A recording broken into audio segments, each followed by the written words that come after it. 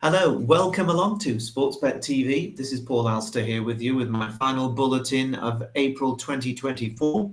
If you happen to be discovering this free tipping service for the first time, please press the subscribe button just below the screen and then you'll be kept in touch with all my recommendations.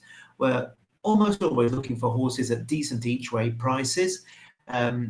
My main tipping service is over at Patreon at Out in Front, and if you're interested in signing up for that, where there are plenty of selections, and we just had another winner on Friday just gone in, then you can find just how to join us on the link in the description box just below this screen. It's definitely worth a look, especially as we start to get into the real busy time of the spring-summer run with all the big flat meetings coming along, as well, of course, as others over the jump still, including tomorrow, Saturday at Sandown, and then, of course, the Punchestown Festival coming up, as well as other very, very big meetings. Well, we had no luck last weekend with both horses not really running as well as anticipated. So it's been a quiet month. It would be nice to finish on an up.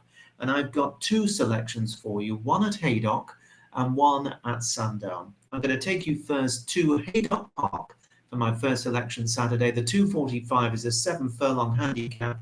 It's reported heavy, soft to heavy in places. There is plenty of sun around, so maybe it might dry out to soft.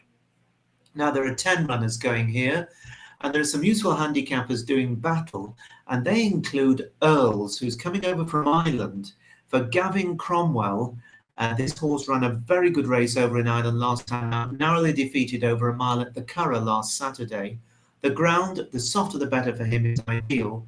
And Gavin Cromwell had an across-the-card four-timer a couple of days ago in Ireland, so absolutely no surprise that the bookies are wary of him. He's the clear 100 to 30 favourite with most firms at the time of this recording. Now, the top weight belongs to last season's Rags to Riches handicapper, Sparks Fly, trained by David Loughnane. What a performer this was last season. A modest maiden on the all-weather. Nobody looked twice at this horse. But as soon as they switched it to the turf last April, the transformation was remarkable. She won her first 6 races on turf, all handicaps between 7 furlongs and a mile, went up 34 pounds, nearly 2.5 stone in the ratings. You would have thought that was it, but none of it. She wasn't finished. She came back to Haydock to win off 98, and then she ended the season winning a listed event at Saint-Cloud in France, a meteoric campaign, rising 48 pounds, which is nearly 1.5 stone, an extraordinary piece of training, a remarkable season for Sparks Fly. But what all that means is that she's going to start this season on a really high mark, and she'll do really well, I think, if she's able to win in handicap company off that mark. If she does, then clearly she's going to go back to pattern race company. Now, Guido represents Katie Scott. This is a really classy handicapper. Goes very well fresh, so his 168-day absence is not a concern. However, he starts the season £10 higher than last term, so I think we'll need to step up again to hit the target here, especially as the ground may be just a bit softer than he likes. Any drying of the ground will help Guido. Zip, trained by Richard Fahey, goes well in the soft ground, but the previous winners of the race, Boardman for Tim Easterby and Rainbow Fire for Marco Botti. Rainbow Fire beat Guido in a close finish on good ground in the event 12 months ago. They both look to have a bit to find this time. So I'll take you on to my selection, and this is a horse called Roach Power. Now, Roach Power is trained by Tim Easterby. James Sullivan is on board. This horse was progressive during the second half of last term, which was his 3-year-old campaign. He won in soft ground over 7 furlongs in September. And then 12 days later, here at Haydock on heavy ground, back at 6 furlongs, he absolutely sluiced up, won very, very easily. But of course, that all comes at a price. He was raised just under a stone, 13 for those 2 wins.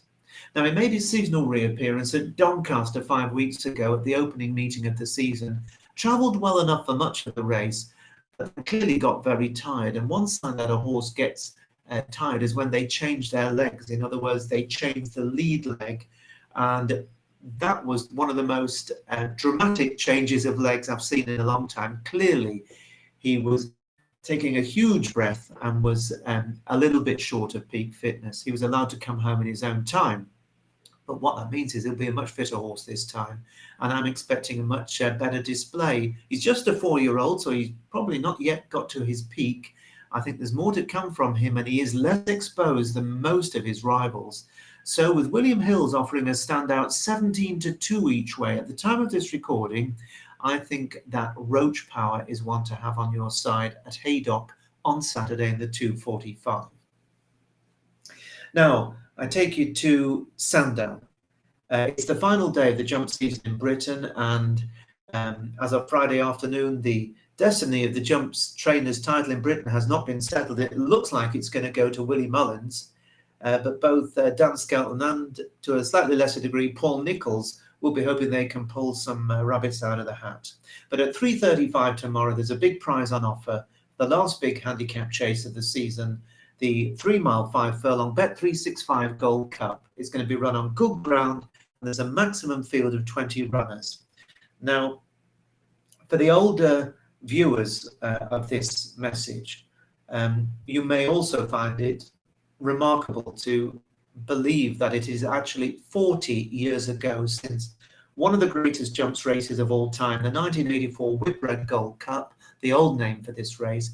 It produced a finish that can never be forgotten, when the Queen Mother's special cargo came from a mile back to get up in the last couple of strides in a 3-way photo finish to beat Diamond Edge and Lettock, with plundering about 3/4 of a length further back in fourth. It was one of the greatest, most dramatic races there's ever been. And if you want to take a look at it after this, check it out on YouTube, the 1984 Whitbread Gold Cup. It would certainly be in my top 5 all-time greatest horse racing finishes. Well, we've got another potentially tight renewal on our hands on Saturday, but the one they all have to beat is undoubtedly last year's winner, Kitty's Light for Christian Williams. This gelding completed a memorable hat-trick, a big race, staying handicap wins in this race last year when it beat Marauder by 2.5 lengths.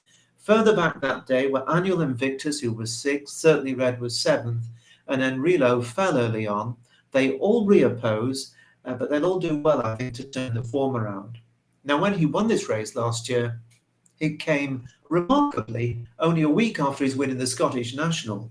So the fact that Kitty's Light has been off just 2 weeks since finishing 5th in the Grand National at Aintree, a great run behind I Am Maximus, on ground softer than ideal, it's not an issue. He's actually only £5 higher than his win 12 months ago. Now, you probably will think to yourself, well, Paul, you've made a very good case for this horse. Why aren't you tipping it? And plain and simply, it's because I think that the price of just 9-2 just isn't good enough value. The horse will probably sit slightly better than mid-division, which means he may need a little bit of luck in running in a big field. But I'm sure he's going to go close with the clear around Kitty's Light. And of course, a lot of people will be willing him on because of the backstory surrounding Christian Williams and his young daughter.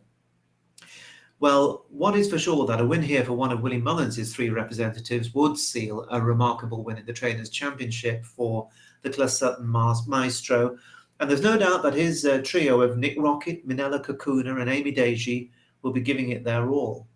The stable jockey, of course, Townend, who's been winning everything this season, and he's on Nick Rocket, who was a beaten favourite in the Irish National on heavy ground at Fairyhouse, but he ran well for a very long way, eventually finishing 7th there. But he did have a hard race. I wonder if he'll be up to bouncing back on the much faster ground. Ahead of him that day was stable companion Minella Kakuna, who finished 3rd, 26 lengths ahead of Nick Rocket. It's interesting that Townend stays loyal to Nick Rocket. Now, Dan Skelton, as I mentioned, will be hoping he might still have a chance of wresting the championship in this race, and he's just got the one runner. So that could be a tip in itself. It's Lamille, winner of the 2022 Ladbrokes Gold Cup at Newbury. He's been very lightly raced since. Indeed, this season he's just had 3 runs. They've all come over hurdles, which might be because Connections were trying to protect a handicap mark in the hope that he got good ground for this race right at the end of the season. He has got the good ground, and he's shaped over hurdles as if he still retains most of his ability. So of his current mark, he could easily be in the thick of the action too. Now, Paul Nicholls, as I say, is not completely out of the reckoning for the championship. He runs the top weight 3 under through 5, as well as Enrilo and Flash Calange, and they've all got some sort of acclaim. 3 under through 5, forced to Kitty's line last year's Scottish National, won the Grade 3 at Ascot last time out, where he beat Rapper, Henry Daly's Rapper, by a length, and Rapper reopposes here £3 better off, so they're pretty much handicapped to dead heat. Enrilo, you might remember, won this race 3 years ago. Well, he didn't win it. He was first past the post, but then he was demoted by the stewards for causing all sorts of trouble on the run-in, where he was wandering around like a drunk at closing time. So he's got unfinished business, but he went early on in this race at the second last year. And then you've got Nichols's other runner, the big prize Flash Calange, who I think might go well. He'll appreciate the better ground. He was going pretty well in the Scottish National, about 7 out last year. When he came down, he could outrun his odds. Others to consider in a really good renewal: Kinondo Queto for Yorkshire for Sam England, a horse who's going to appreciate the better ground and was a promising fourth on his reappearance at Aintree a couple of weeks ago. Henry de Bromhead has Am I Right with Rachel Blackmore on board. Been kept fresh for this race since finishing 5th at Christmas in the Paddy Power Chase at Leopardstown in a 27-runner affair. And then good old Sam Brown for the Anthony Honeyball stable ran so well when he was second at Aintree earlier this month, so cannot be dismissed even under the much quicker conditions. Now, onto the selection. Well, as I often do in these big handicaps, I'll be backing 2 in the race, one of which I've recommended out in front. And if you want to know what that is, you can check that out by clicking on the link in the description box and signing up. The other one is a horse called Does He Know? It's trained by Kim Bailey and is the mount of David Bass. And this is a horse who I thought put up a really good display when he battled to victory at Doncaster last time out in the Grimthorpe Chase. He was so brave that day. He conceded £24 to the runner-up. Most of the others gave up in desperate condition. He showed a wonderful attitude, this horse. But he's not a horse who has to have it testing. If you cast your mind back, in Cheltenham last season, he won over nearly 3.5 miles on good ground, beating a decent field of staying handicappers. And that was off just £2 lower than Saturday.